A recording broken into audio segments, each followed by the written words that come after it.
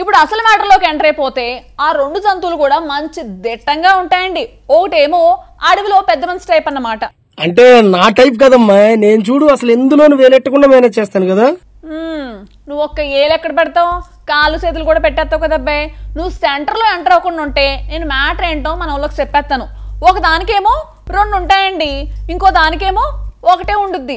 ఏందమ్మా 1, 2 ఉంటాయంటున్నావు?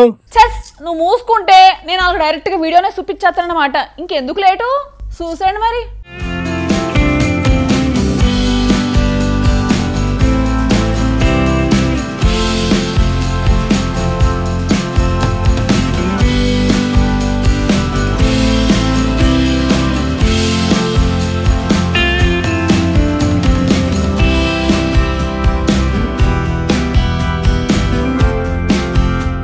ఈ భూప్రపంచంలో ఎన్నో రకాల ప్రాణులు జీవిస్తుంటాయి.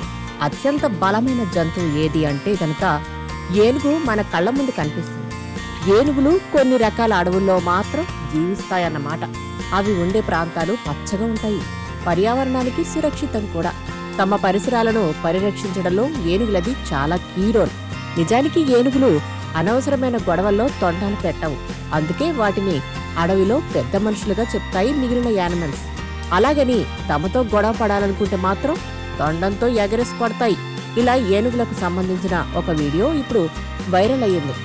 ఇందులో ఒక ఏనుగు ఖడ్గమృగం మధ్య దారుణ యుద్ధమే జరిగింది. ఈ రెండూ బలమైనవే, అందుకే ఆ రెండూ ఫేస్ టు ఫేస్ ఎదురైతే చాలా ఇంట్రెస్టింగ్ గా ఉంటుంది. అడవిలో నిత్యం ఏదో ఒకటి జరుగుతూనే ఉంటుంది. కొన్నిసార్లు వేటాడే జంతువులకు మధ్య భీకర యుద్ధం జరుగుతుంది.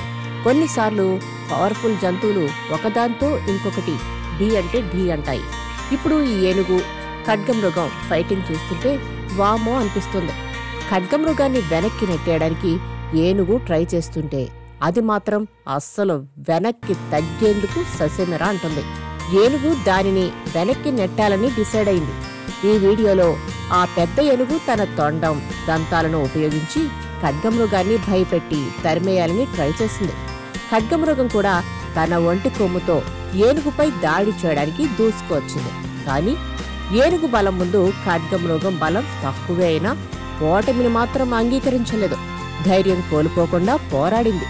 దాని పదునైన కొమ్ముతో ఏనుగును ఛాలెంజ్ చేసింది. ఈ షాకింగ్ వీడియో ఎక్స్లో @mathematics అనే ఖాతా నుంచి షేర్ అయింది. ఈ 52 సెకండ్ల వీడియోను 6.5 లక్షల మంది చూశారు. వీడియోను చూసిన తర్వాత వినియోగదారులు ఖడ్గమృగం ధైర్యాన్ని పొగిడేశారు. ఖడ్గమృగం నిజమైన యోధుడిగా మారిపోయిందన్నారు. ప్రతి జంతువుకు దాని సొంత బలాలు ఉంటాయని, అడవిలో ఏ జంతువైనా మరొక జంతువు కంటే తక్కువ కాదని చాలా మంది స్పందించారు.